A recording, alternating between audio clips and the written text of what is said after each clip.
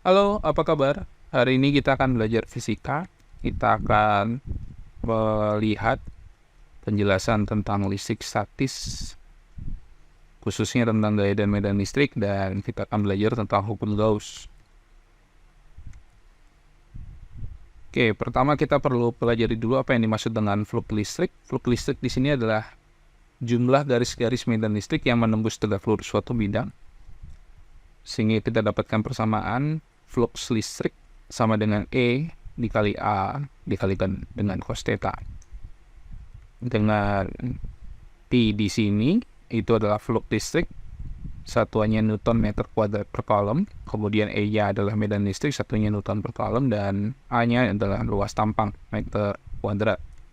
Theta di sini adalah sudut antara E atau medan listrik dengan arah garis normal bidang. Jadi kalau kita punya sebuah gambar seperti ini, kita bisa lihat ya, ini bidangnya, kemudian E-nya di sini. Maka yang dimaksud dengan theta adalah sudut yang dibentuk antara E dengan garis normal daripada bidang. Oke.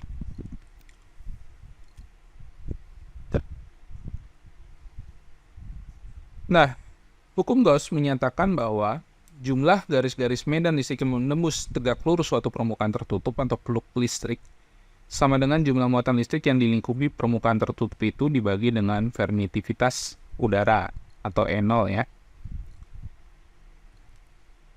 Sehingga bisa kita tuliskan P sama dengan sigma Q dibagi dengan E0. Dengan P di sini adalah flux listrik, selanjutnya Q adalah muatan listrik, dan E0 adalah permitivitas paku. Besarnya adalah sebesar 8,85 kali 10 pangkat min 12 kolom kuadrat per Newton meter kuadrat. Selanjutnya kita akan lihat kuat medan listrik pada konduktor dua keping sejajar. Pada keping konduktor dengan luas A, diberikan muatan listrik Q yang terdistribusi merata. Rapat muatan listrik per luas dapat dituliskan sebagai, nah ini kita satu besaran lagi, yaitu rapat muatan listrik. Itu lambangnya adalah sigma, ini sigma huruf kecil ya, sama dengan Q per A. Dengan sigma di sini adalah rapat muatan listrik, satuannya kolom per meter persegi. Pada keping sejajar, di mana salah satu keping bermuatan positif, sigma positif, sedangkan keping yang lain bermuatan listrik negatif, sigma negatif, semua medan listrik akan keluar dari keping positif dan menuju ke keping negatif. Sehingga bisa kita gambarkan kurang lebih seperti ini.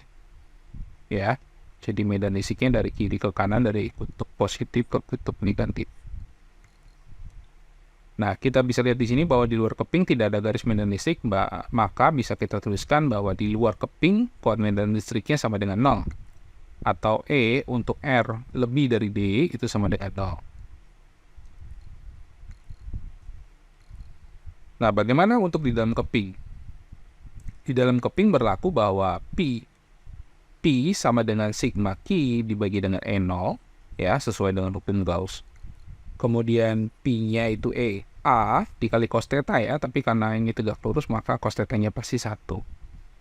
Jadi EA sama dengan Q dibagi dengan E0.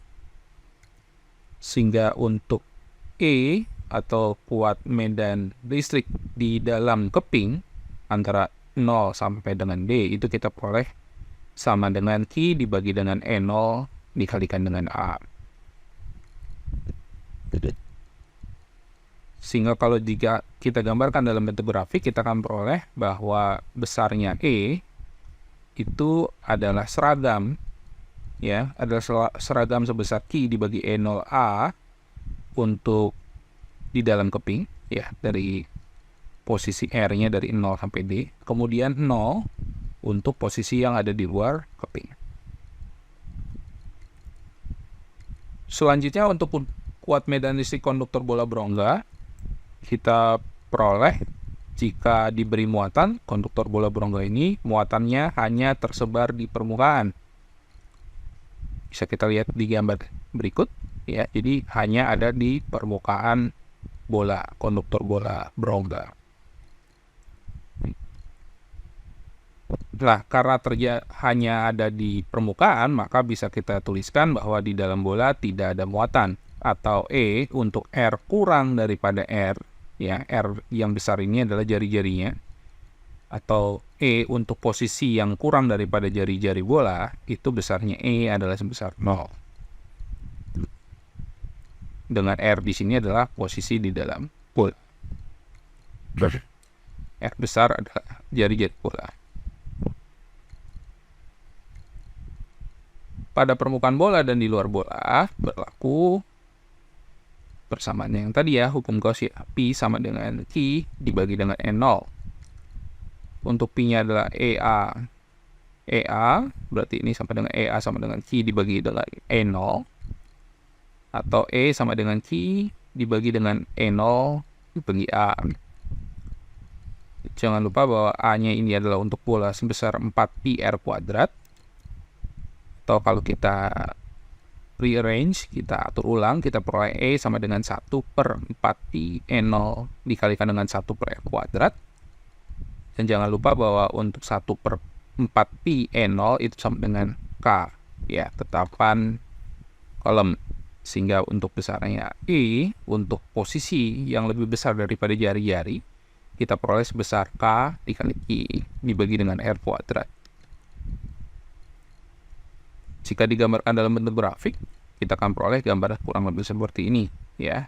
Bahwa untuk E kurang daripada jari-jari itu besarnya adalah 0.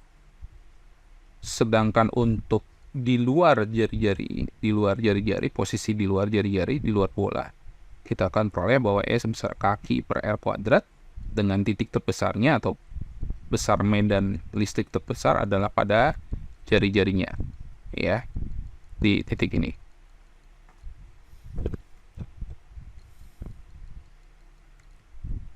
Kita lihat contoh soalnya. Ada karton ya. Kita bisa lihat di sini. Kemudian kita diminta untuk menentukan flow listriknya. Data yang kita punya pertama luasnya adalah sebesar 1,6 meter persegi. Selanjutnya untuk medan listriknya adalah sebesar 6 kali 10 pangkat 5 Newton Coulomb.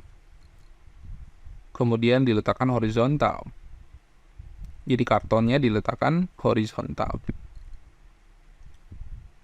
Jika kita lihat, maka gambarnya kurang lebih seperti ini ya.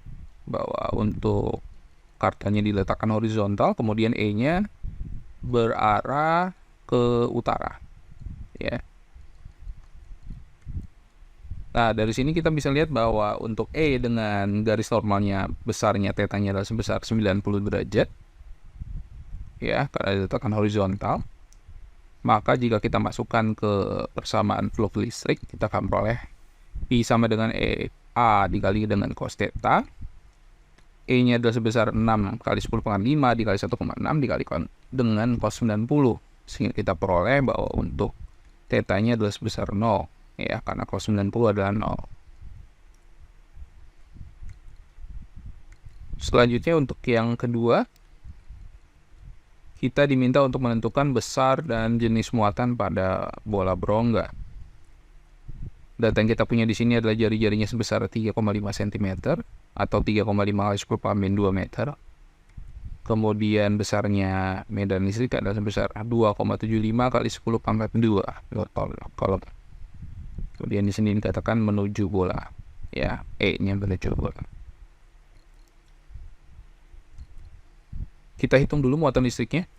Pertama, untuk persamaan medan listrik adalah pada bola berongga ya, itu adalah E sama dengan kaki per R kuadrat. Jika kita atur ulang, kita akan peroleh bahwa Q sama dengan ER kuadrat dibagi dengan K. Selanjutnya kita masukkan data yang kita punya, E-nya sebesar 2,75 kali 10 pangkat 2, kemudian R-nya adalah 3,5 kali 10 pangkat 2 kuadrat dibagi dengan K-nya 9 kali 10 pangkat 9. Dari sini kita peroleh bahwa sebesarnya Q adalah sebesar 3,75 kali 10 pangkat min 11 Coulomb. Kemudian dari pernyataan di dalam soal menuju bola, kita bisa tentukan jenis muatan listriknya. Nah, karena di sini menuju bola, berarti ini adalah muatan negatif. Jangan lupa bahwa untuk muatan negatif itu adalah menuju dari kepada muatan, sedangkan jika keluar daripada bola berarti itu adalah muatan positif ya. Jangan lupa untuk aturan medan listriknya. Jika video ini dianggap bermanfaat, jangan lupa untuk like dan subscribe. Terima kasih.